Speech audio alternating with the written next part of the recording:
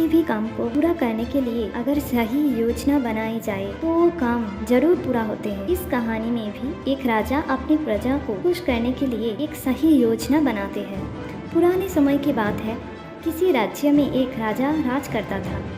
उस राज्य के कुछ किराने वाले एक दिन राजा के पास आते हैं, क्योंकि उन लोगों को अपने किराने के दाम अब बढ़ाने थे और राजा की अनुमति के बिना वो लोग दाम नहीं बढ़ा सकते थे। उन सभी ने राजा के पास आकर उन्हें बताया कि महाराज, अब बढ़ती हुई महंगाई के साथ हमें भी अपना गुजारा चलाने के लिए किराने का दाम बढ़ाना पड़ेगा। हमें किराने के सभी सामान में करीब 10% जितना दाम बढ़ाना पड़ेगा। उन लोगों की बात सुनते ही राजा ने उन लोगों से कहा कि अरे नहीं, आप लोग सिर्फ 10% नहीं बल्कि 30% दाम बढ़ा दीजिए। तभी सभी किराने वालों ने राजा से कहा, अरे नहीं महाराज, हम इतना सारा दाम एक साथ बढ़ा देंगे तो फिर बाजार में हाहाकार मच जाएगा। राजा ने उन लोगों से कहा कि वो सब की चिंता तुम लोग मत करो, वो सब मैं देख लूँगा। फिलहाल तुम सिर्फ अपना फ़ायदा देखो और सभी सामान में 30% दाम बढ़ा दो। अगले ही दिन उन सभी किराने वालों ने तो सभी चीज़ों में 30% दाम बढ़ा दिया। पूरे राज्य में अब हाहाकार मच गया। उन राज्य की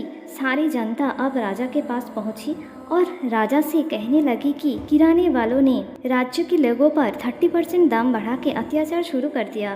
राजा ने प्रजा के सामने तुरंत अपने सिपाहियों को बुलाया और उनसे कहा कि तुरंत सभी किराने वालों को मेरे सामने लाया जाए।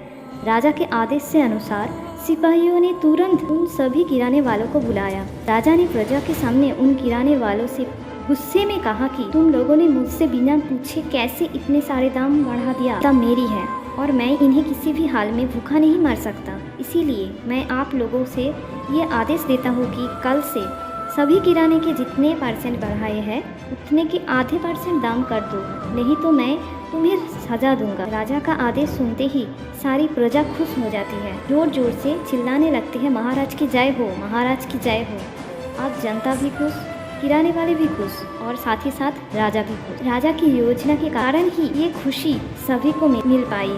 अगर राजा ने शुरू में जब सारे किराने वाले उनके पास गए थे 10% दाम बढ़ाने की बात को लेकर, तब सिर्फ 10% ही बढ़ाया होता तो फिर पता नहीं उस वक्त प्रजा का क्या रिएक्शन होता। और अगर प्रजा ने राजा से चीजों के दाम को कम करने की बात की होती तो फिर पता नहीं राजा ये कर भी पाता या नहीं। अगर राजा ने 10% दाम जो बटे थे उनमें भी कम कराया होता तो फिर किराने वालों को मुनाफा नहीं होता। अगर आपको हमारी स्टोरी अच्छी लगी तो अपने दोस्तों के साथ शेयर कीजिए और कमेंट में ज़रूर बताइए कि कैसी लगी हमारी कहानी।